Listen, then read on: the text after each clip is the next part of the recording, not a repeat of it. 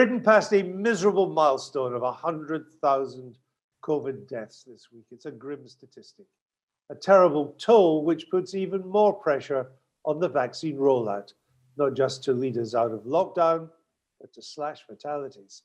So far, it's so good, but there is some way to go yet. I'm joined by Kate Andrews, the editor of the Spectator's daily COVID-19 update email. You should get that. It's the only roundup you need for the latest coronavirus news in Britain and abroad. Kate, update us and go through the latest numbers, please. As you can see here, cases peaked around the start of the year and are now showing a clear trajectory of decline, with cases hovering around where they were, say, December 20th, roughly last year, when Tier 4 had been brought in for millions of people, but other areas of the UK remain slightly more liberalised. As we know with this virus, there is a lag between infection and hospitalization, and you would expect if cases were dropping at the start of the month that we would now start to see a decline in hospitalization.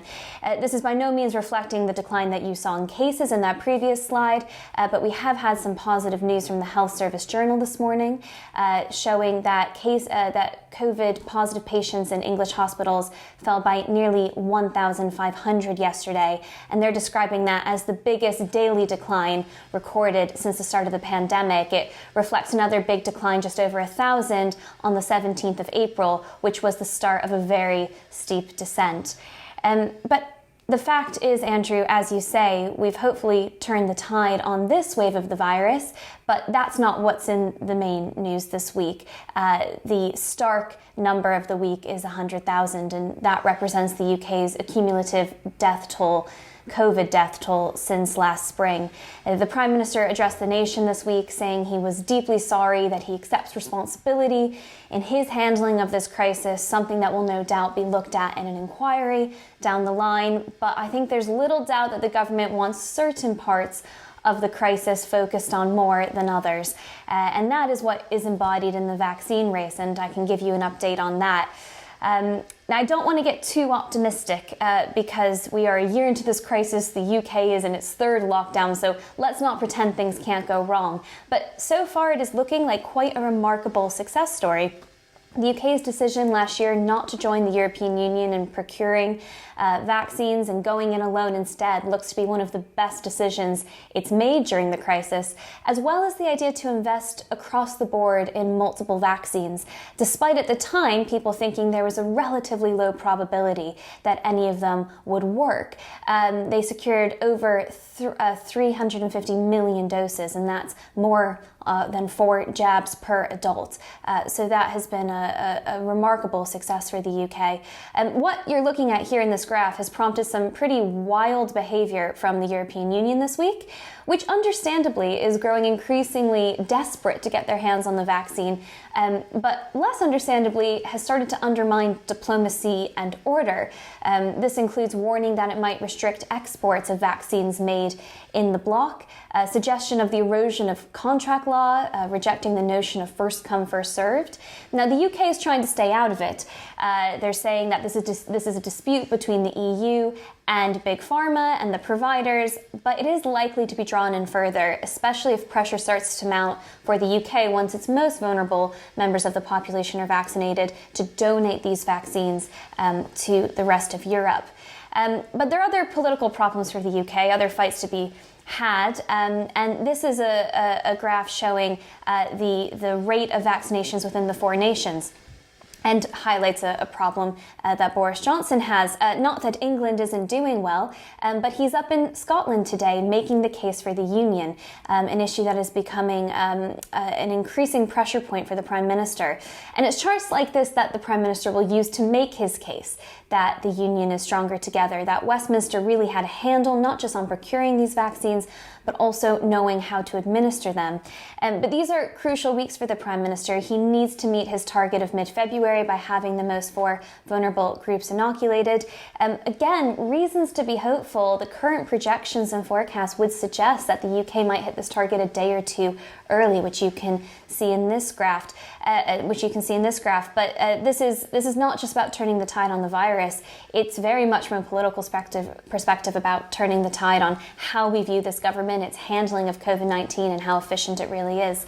On that note, I'll throw it back over to you, Andrew. Okay, thank you for that. Let me bring in James Forsyth, our political editor, and Katy Balls, our deputy political editor, to reflect on this week's politics. James, this milestone of 100,000 deaths from COVID, which places amongst per capita amongst the worst in terms of performance, the human toll is obvious and huge.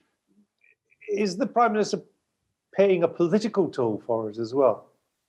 Not in the way I think that many people in Westminster had expected. I still think the public don't view the virus. They view the virus as a kind of natural disaster in the way that they would view flooding or a hurricane, rather than as a kind of straightforward political issue. And so while I think the government does, obviously, you look at how big the government's leads were early in this crisis when the rally round the flag effect was in full force, and where they are now, obviously the mistakes made have taken a toll on the government's poll ratings. But we're still in a situation where Labour are marginally ahead. YouGov today gave them a slightly bigger lead than usual, 4 points. But we're still in a world where the two parties are, if you kind of average out the polls, neck and neck. And I think the big question, as Kate Andrews said, in terms of the public's view on this is what happens with the vaccine rollout? Because I think that if at the end of this crisis the UK is coming out of it before other countries, then I think the public will take a more benign view of the government's handling of the whole crisis. But if the vaccine ends up being hit by some of the same problems that PPE procurement was or track and trace was, then I think the public's view will become much more negative. And so I think essentially what will determine how the public look back on the government's handling of this crisis is this vaccine rollout. Katie, is that the politics of it? The mistakes the government made in 2020 were many, some of them very big, and they're pretty well catalogued now. We know what they are, from test and trace to protective equipment and other things being slow to lock down when it should have done. But is the thought in government that in the end that won't matter so much if they get the vaccine rollout right? In other words, what will stay in people's memories is a successful exit from the pandemic rather than the unsuccessful periods of the pandemic last year. Yes, I do think now the focus in government is actually you can turn things around by having that positive vaccine story. You see it this week. Lots of coverage of the fact we had passed 100,000 deaths, but also lots of coverage of this positive vaccine development. And there's that juxtaposition going. I think there's still difficult points for the government. I think if you look at the figures and how we've reached 100,000, the number of deaths from November is really startling. This wasn't all in the first wave. In fact, I think this idea the government had, which you make mistakes in the beginning, I think you could argue they made mistakes up until very recently. But ultimately, I think the sense in number 10 is if they can keep up the pace currently on vaccinations, if they can be the leading country across Europe, then that's what people are going to remember, and that is what you're going to get to this summer. And I think it's no coincidence that there is lots of talk about postponing the local elections in May. All of a sudden, the government are quite keen to have them. That's because they think they're getting a vaccine boost. James, when the government announced that it was not going to be part of the EU procurement approach, which it could have been, as I understand it, even though we were no longer in the EU, the London chattering classes went mad, saying how disgraceful this is. This is nationalism run riot and Brexiteer nutters and so on. They're not saying that now, are they? No, and I think what it is I think it showcases the advantages of being a nimble country, being able to move quickly, not having to move at the slowest pace.